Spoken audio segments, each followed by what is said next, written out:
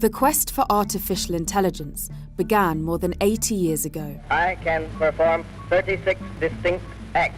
The idea was that computer technology would one day be powerful enough to carry out tasks better and more efficiently than humans. We've got to actually say hello to it. Today, AI has come of age. It's already having an impact on many parts of human life, from self-driving cars to finding soulmates.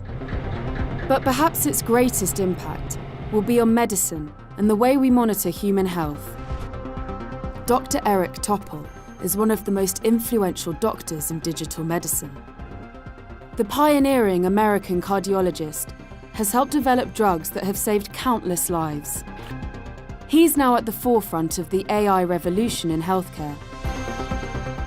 These are his prescriptions for transforming the future of human health. The overarching goal is to bring back the humanity. If we do this right, we can rescue the problems of healthcare.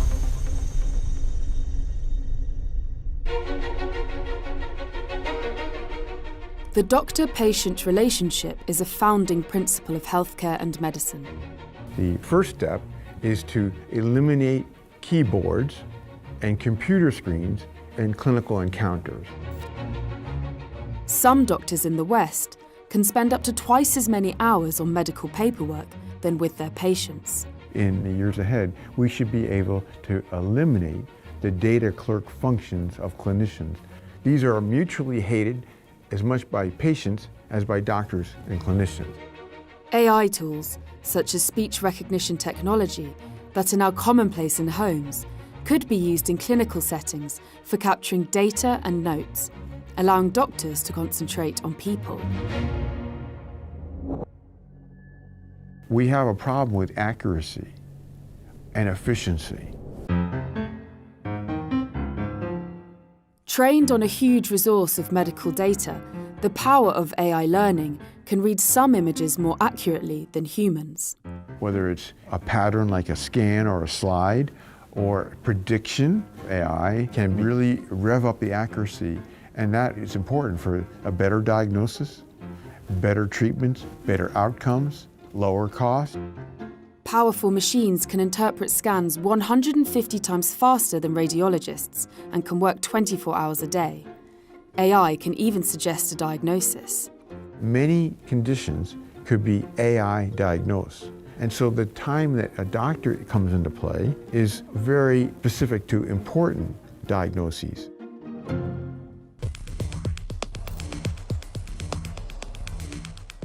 Data is critical for improving our understanding of disease and illness. The more we understand, the better the chances of preventing, diagnosing, and curing. But currently, only about 5% of medical data is used effectively.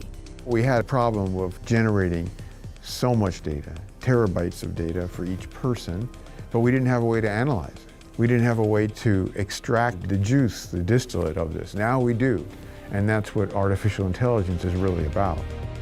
Harnessed to wireless devices, AI could oversee every facet of people's health data, from family history to food intake to exercise. People will have the opportunity to have this real integrated view of themselves to help prevent illness, to help guide them for better management of conditions. Over time, we'll see this virtual coach for promoting health. Constant AI monitoring could transform the most prolific diseases that demand the most care, such as diabetes. This would empower people to take charge of their own health. Another way that AI will kick in over time is to get rid of hospital rooms. We can monitor patients in the comfort of their own home because they can have the sensors that would provide the same type of monitoring as if someone was in the intensive care unit. Caring for people outside of medical settings would not only prevent hospital-acquired disease, it could also save money. All these things favor this shift of reliance on a patient's bedroom rather than the hospital room. We're talking about a whole lot of people that don't need to be employed in the hospital setting. That is a great way to reduce the burden in the future In the United States, a hospital costs $5,000 a night, so you could get a lot of data plans that go for years for that cost.